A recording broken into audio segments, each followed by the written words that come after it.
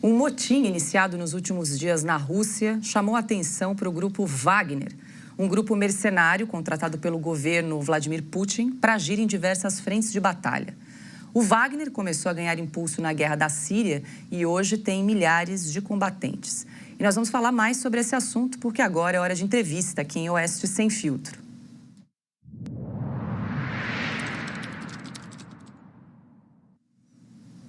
Nosso contato é com Paulo Filho, coronel da reserva, ele que é mestre em ciências militares pela Escola de Comando e Estado-Maior do Exército. Muito boa noite, o senhor me ouve bem? Seja bem-vindo aqui ao Oeste Sem Filtro. Eu ouço muito bem, Paula. É um prazer estar com vocês aqui no Oeste Sem Filtro, com todo mundo na bancada e com os espectadores.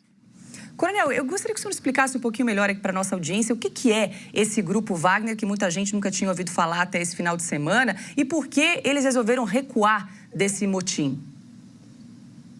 O grupo Wagner é um grupo mercenário que começa a surgir em 2014 com as primeiras ações russas na Ucrânia, naquelas ações de fomento à guerra civil no Donbas, com a tomada da Crimeia. Se vocês se lembrarem bem, naquela época tinha a figura dos Little Green Soldiers, né? Eram pequenos soldadinhos verdes, uma referência àquele brinquedo, né? Aqueles soldadinhos de plástico, que eram soldados combatentes sem identificação na farda. Ali nasceu, né, o Grupo Wagner, ganhou destaque o Grupo Wagner. Um grupo mercenário liderado por esse Yevgeny Prigozhin, que é um amigo de longa data do Putin, né? Um sujeito que enriqueceu... um oligarca russo que enriqueceu no entorno do presidente Putin. Ele assume o comando do Grupo Wagner e o Grupo Wagner vai aumentando a sua atuação, cumprindo papéis que o Estado russo não deseja assumir pessoalmente, né? Que o Estado russo quer se manter à sombra. Isso acontece especialmente na África e na Síria. Então nós temos a atuação do Grupo Wagner na Síria, como eu disse, na África, na República Centro-Africana, no Mali, no Sudão, em vários países da África, prestando uma espécie de assessoria aos governos locais, mas também explorando minas de diamante, explorando diversas riquezas naturais, ganhando muito dinheiro com essas atividades. Com o início da guerra na Ucrânia, com a invasão russa da Ucrânia em 24 de fevereiro do ano passado, o Grupo Wagner, assim como outros grupos mercenários, né, os chechenos, liderados lá pelo líder Kadyrov, também são uma espécie de grupo privado, passaram a ter uma participação na guerra, né, ao lado do exército regular russo. Então, nós ouvimos falar bastante do Grupo Wagner na conquista da cidade de Bakhmut, uma batalha muito sangrenta que durou mais de 8 meses até que os russos finalmente a conquistassem. Desde aquela época, o líder do grupo, o Prigozhin, ele tem entrado numa rota de atrito, de colisão, com o comando das Forças Armadas Russas, com o ministro da Defesa, o general Shoigu, com o chefe do Estado-Maior-Geral e comandante do Teatro de Operações, o general Gerasimov, acusando as forças russas de não apoiarem como deveriam, né? Então, darem menos munição, menos suprimento, menos equipamento do que o necessário. Então, houve vários atritos públicos entre o Prigozhin e os generais do Exército Regular, e até que houve um incidente com um bombardeio de um acampamento do Wagner Group e ele acusou as Forças Armadas Russas de terem bombardeado o próprio acampamento do Wagner. Aí ele deu início àquela ação que nós acompanhamos aí durante o fim de semana. E por que houve esse recuo, coronel? Esse recuo aconteceu porque, obviamente, o Grupo Wagner não tinha capacidade, né, de fazer uma ação significativa contra o governo russo, né? O Grupo Wagner seria esmagado pelas forças russas. Uma pequena coluna de blindados poderia ser bombardeada na estrada. Mas isso teria repercussões internas na Rússia, né? E aí o governo russo preferiu negociar com o Prigozhin e ele desistiu da ação. Isso foi muito desgastante para as lideranças das Forças Armadas Russas, né? Mostrou fissuras nas lideranças, desgastante para o presidente Putin, que acabou oferecendo um exílio, né, para o Prigozhin, que vai se exilar em Belarus. Esse acordo foi intermediado pelo presidente de Belarus, que é o Alexander Lukashenko, que é um amigo do presidente Putin, né? É um regime completamente alinhado com o regime russo. E aí foi dada essa possibilidade para o Prigozhin para ir para não ser processado. O governo russo retirou as acusações que iria fazer contra o Prigozhin, e ele foi dada a oportunidade para ele se exilar, uma espécie de exílio na Bielorrússia, em Belarus.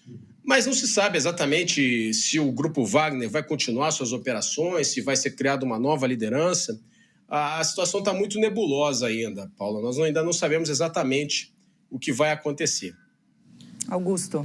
Coronel, boa noite, muito obrigado pela entrevista. Quais são as dimensões do Grupo Wagner?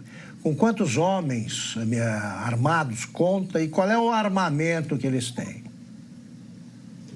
Augusto, o Grupo Wagner é o maior grupo mercenário existente no mundo hoje, né? Se estima que ele tem em torno de 50 mil homens e eles são fortemente armados. Então, eles têm desde equipamentos individuais e armas individuais, né? Pistolas, fuzis, metralhadoras, submetralhadoras, até carros de combate e, inclusive, aeronaves, né? Então, é um grupo muito poderoso, que ganha muito dinheiro com as suas atividades e também recebe financiamento do governo russo, mas é um grupo, sem dúvida nenhuma, ou era, né, até agora, não sabemos se ele vai continuar existindo, pelo menos não com essa formação, com esse nome, o grupo mercenário mais poderoso do mundo. Ana Paula Henke faz a pergunta. Boa noite, coronel. Obrigada pela entrevista e pelas preciosas informações num assunto, né, tão cheio de detalhes.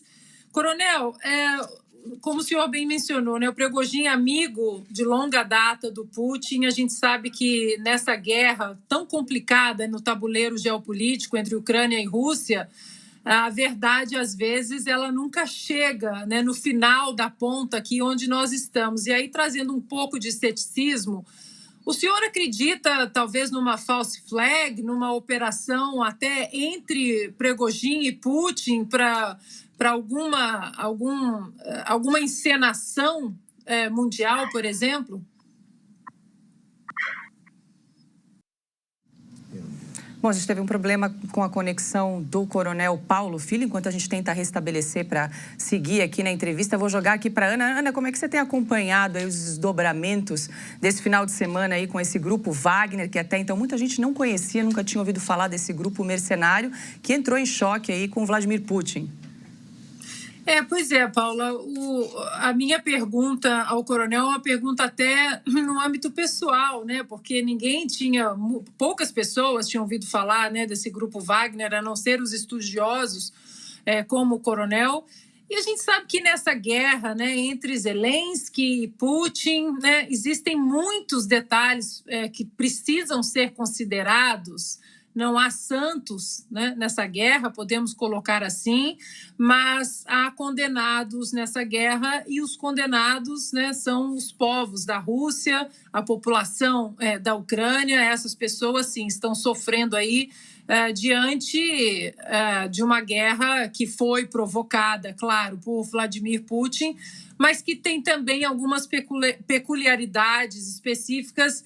Não a Ucrânia, mas a Zelensky, que faz parte de uma força hoje chamada, né, de globalismo. Então, por isso que eu estava curiosa para saber do coronel essa resposta, porque, a verdade, muita coisa não está saindo dessa guerra como deveria sair. E um ponto importante, Paula, pelo menos para os americanos, é que a grande maioria dos americanos está incomodada com a quantidade de dinheiro que está sendo mandada para a Ucrânia e sem sequer ter uma auditoria para onde esse dinheiro estaria indo, sendo que os americanos estão com problemas graves aqui, principalmente problemas de imigração ilegal na fronteira sul, outros problemas de overdose, de fentanil, problemas de saúde também no sistema de saúde.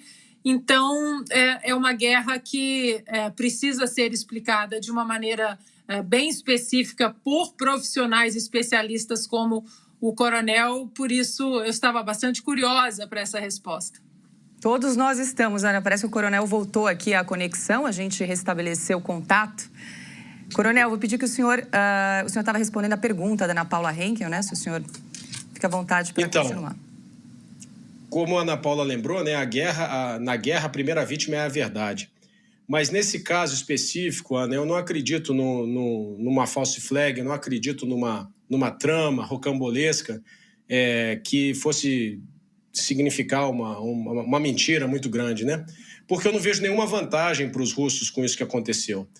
Não consigo enxergar nenhum ganho para eles. Então, nesse caso específico, eu não acho que tenha sido, não. Acho que realmente foi uma ação desesperada do Prigozhin, porque ele percebeu que ele perdendo o controle sobre o Grupo Wagner, nessa queda de braço, né, que ele estava travando com as autoridades do governo russo, as autoridades tinham determinado que os combatentes do Grupo Wagner assinassem contratos diretamente com o governo, com as Forças Armadas. Então, eu acho que ele estava sentindo que ele estava perdendo o controle sobre o Grupo Wagner e tentou uma ação desesperada contra o general Shoigu, o general Gerasimov, contra o comando das Forças Armadas russas. Perfeito. Paulo Eduardo Martins faz a pergunta. Coronel, um prazer falar com o senhor. Tenho acompanhado aí o seu trabalho e gosto muito, aprendo bastante. Tudo que se diz a respeito ao jogo de poder na Rússia é muito difícil da gente fazer deduções, né? Que é um mundo muito à parte. E agora, especialmente com essa realidade do Grupo Wagner, e o Prigozhin, ele tem muitas conexões no mundo militar. Ele fez fortuna, inclusive fornecendo alimentos para o Ministério da Defesa. Então, talvez alguém fora do corpo militar russo seja o que melhor conheça a real estrutura e capacidade de defesa das Forças Armadas russas. E, assim, me soa bastante estranho que ele, nessa queda de braço, houve uma tentativa de esvaziamento por parte do alto comando da Rússia do Wagner Group, com esses contratos que foram convocados os militares e os mercenários para assinar diretamente, que ele não soubesse o real tamanho dele para fazer esse enfrentamento. O senhor disse na sua primeira intervenção que ele seria esmagado, mas ele não é um novato nesse processo. Então seria realmente uma atitude de desespero, ou ele contava com o apoio, era sabedor de apoio dentro das Forças Armadas russas, já porque ele também é alguém conhecido e tem se mostrado um comandante militar que eleva melhor a moral das suas tropas do que aqueles que estão na linha de frente da Ucrânia. Pelo menos é o que dá conta do fluxo de informação a respeito disso. Ele confiou de que o exército russo talvez não tivesse esse poder todo para atacar ele, o Prigozhin, e o seu Wagner Group, e obtesse, assim, a vitória política que almejava? Ô, Paulo, um prazer falar com você. Certamente, ele deveria contar, né? Ele deveria esperar algum apoio, porque somente ele, né, com aquela coluna de poucos blindados indo em direção a Moscou, seria muito difícil que ele conseguisse fazer alguma coisa. Mas o fato, Paulo, é que a Rússia está encarando uma guerra muito complexa, uma guerra já há 15 meses e em plena ofensiva ucraniana, né?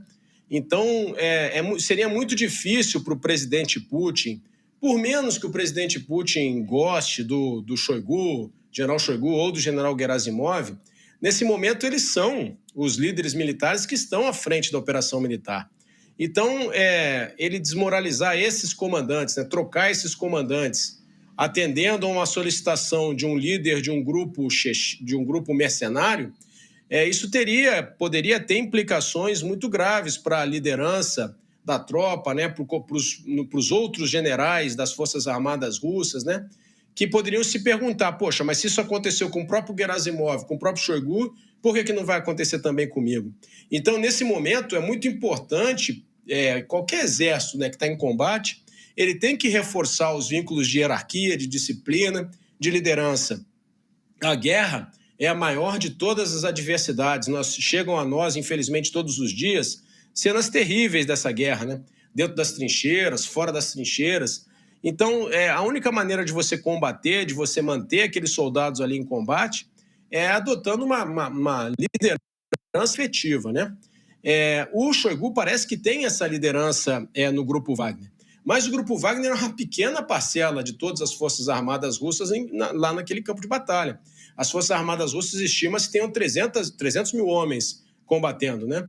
O Grupo Wagner talvez tenha aí uns 30 mil lá na região. Então, 10% do efetivo total. Então, entre escolher fortalecer a liderança das Forças Armadas Regulares e fortalecer o seu velho amigo Prigozhin, talvez o presidente Putin tenha escolhido fortalecer as lideranças. Talvez não, né? Ele escolheu, ele fez essa escolha. Escolheu defender o seu ministro da Defesa. Nós conversamos ao vivo com o coronel da reserva Paulo Filho. Coronel, muito obrigada pela sua participação aqui no programa Oeste Sem Filtro. Uma boa semana. Eu que agradeço, foi um prazer.